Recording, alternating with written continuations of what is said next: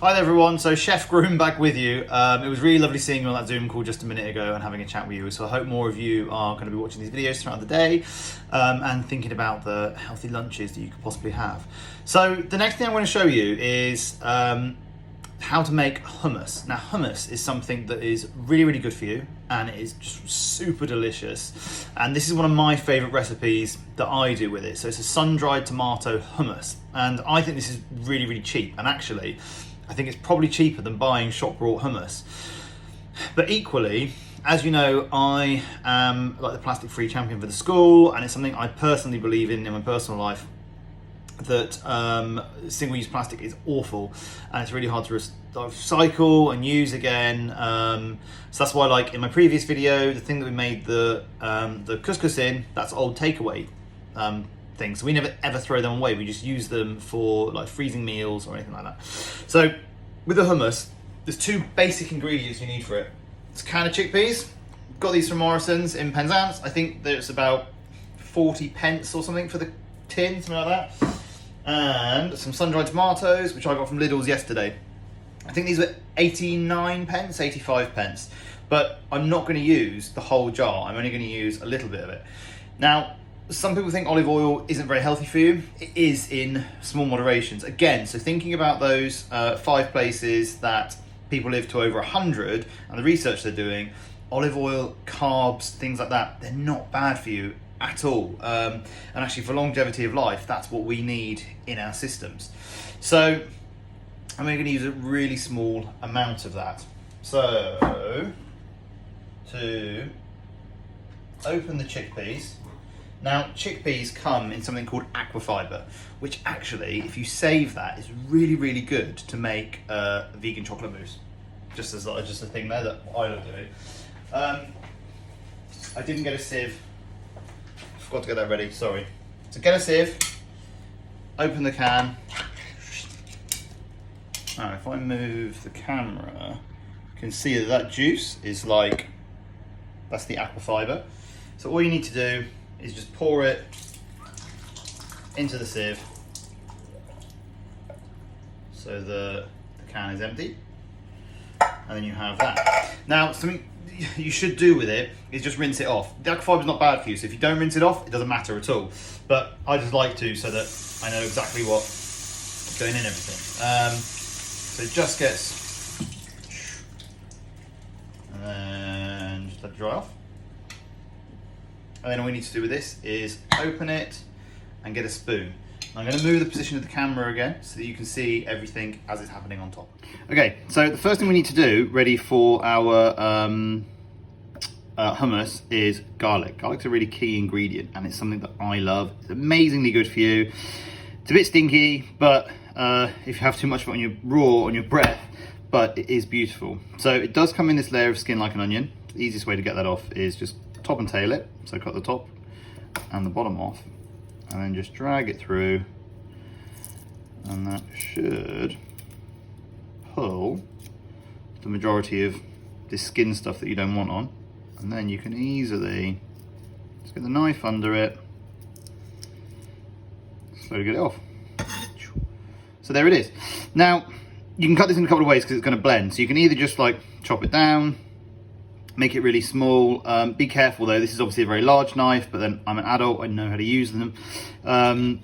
What we've got is something that Spanish people use. So it's like this glazed thing, it's very sharp, it's dishwasher safe, but you literally just rub it over and it makes a paste. Now that paste is finer than you'll ever get from a press, like a garlic press, which you could use as well. It doesn't need to be that fine for this, it's just easier for me and quicker doing it this way, but you could have it in chunks and put it in, it'll all blend up. The thing that I want to avoid though is having it so there's really intense garlic flavors in different bits if it's not quite diced up, whereas that will mix really easily through. So that's the only bit of cutting we've got to do. So I'm going to move all of that to the side and bring this over.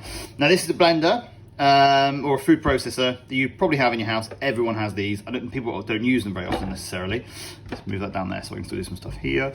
The good thing about these is they are safe. They will not turn on unless, so state. That's now in the on position. They won't turn on unless the lid's on properly. Another thing that I always do whenever I'm using it, just to be super, super safe, is I have it unplugged at the wall.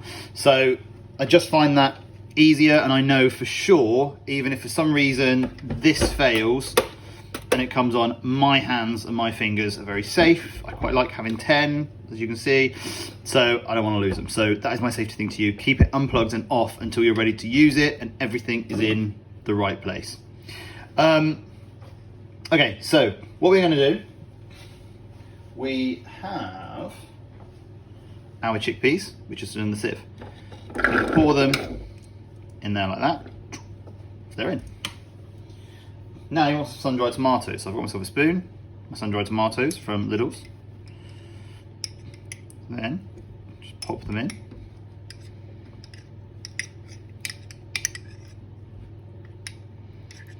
And hopefully, if you use enough in there and enough of the olive oil, it will just make it this really lovely red colour.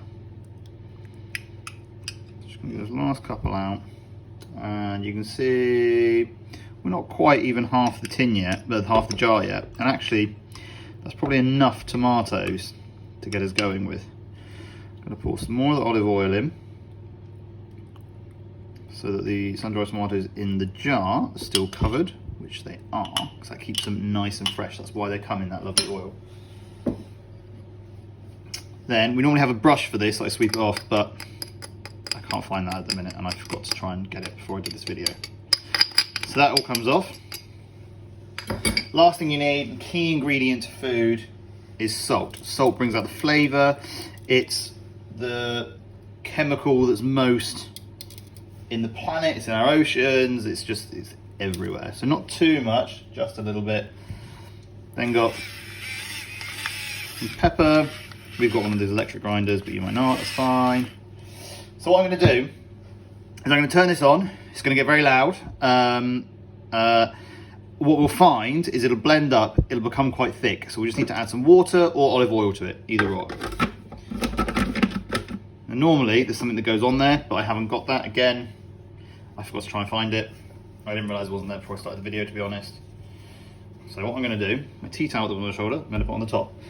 Now I'm going to turn it on, and I'll move you.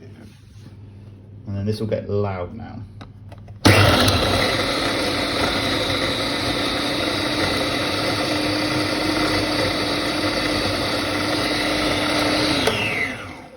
Okay, so the reason I've stopped it, I hope you've seen there, and you can see in the top, that is really thick. It doesn't really look like hummus yet, does it?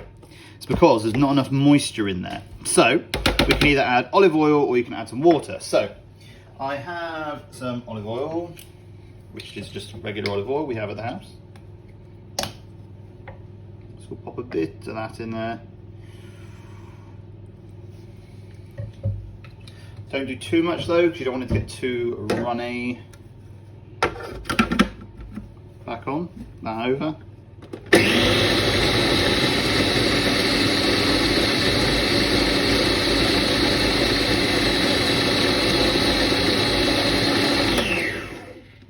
And we're getting there with consistency. I hope you can see it's loosening up. So what I'm going to put in now is just a dash of water from the kettle,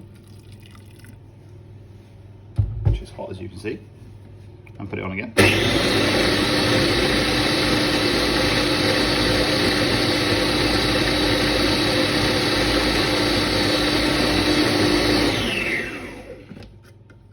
And we're about there with our hummus consistency. So now that we're at this stage, I'm going to turn off and unplug again, so I know that I'm super, super safe.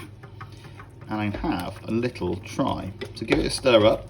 What's really nice about this, hope you can see that, there's still chunks of the sun-dried tomato in there, and it's gone that nice colour. So let's give this a little try. It's delicious. For me, I like a bit more salt, so I might put a bit more on there, but actually, as a low salt option, that's absolutely stunning as it is, and it's got that really lovely sun-dried tomato flavour. Okay, so now that our hummus is made, we're going to make some crudités, so some things to dip in the hummus. Now, from the school pack lunches, something that it's not about the school pack lunches, but what I'm not a fan of is vegetables on their own. I like dips, so I like olive tapenades, hummus, anything like that. I find delicious. Again, really good way to get a different balance of vegetables, but actually really tasty. So you might remember our pepper from earlier that we didn't use a whole lot of for our couscous, so we're going to cut that up. I'm going to grate and baton carrot. I'll show you what batoning is in a minute. And I'm going to baton cucumber as well. So you're going to have stuff you can dip in with the hummus. Okay, so first of all, we're going to do exactly the same as we did before with the pepper. Again, be very, very careful if you're using a knife, and make sure an adult knows that you are doing this. A great time if you're a child to prep food is when your adult might be cooking in the kitchen as well. What I used to do was I would sit at the kitchen table, the breakfast like the breakfast room we had off the kitchen, and then I would be able to be doing it as my adult was cooking dinner that evening.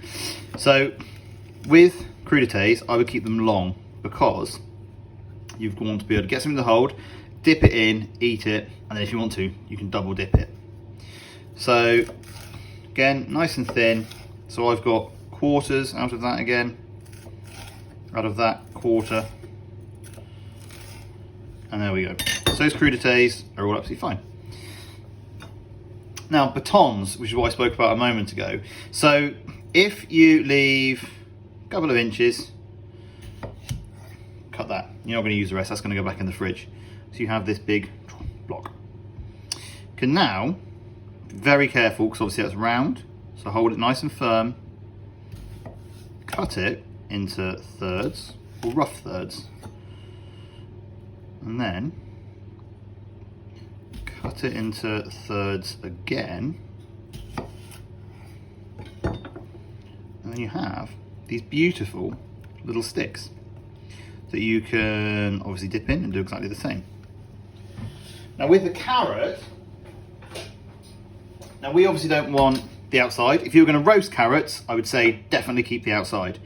But top and tail it, that means taking the top and the bottom off. Or you can peel it first and then do it. I like doing it the other way because then I can get the peeler straight in. Again, be very, very careful when you're doing this. Go nice and slow. And you're just going to take the outer skin off.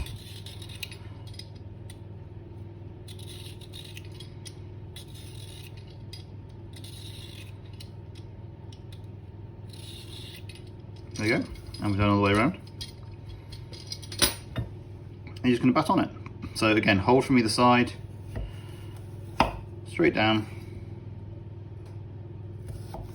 straight down. So you've got quarters. If you want to make it into eighths, absolutely you can. You can do it that way. I quite like having these long, because again, it's easier to just dip and keep going. So that's it. That's the crudités you can have with the hummus. I'll show you that in a moment when we put everything together.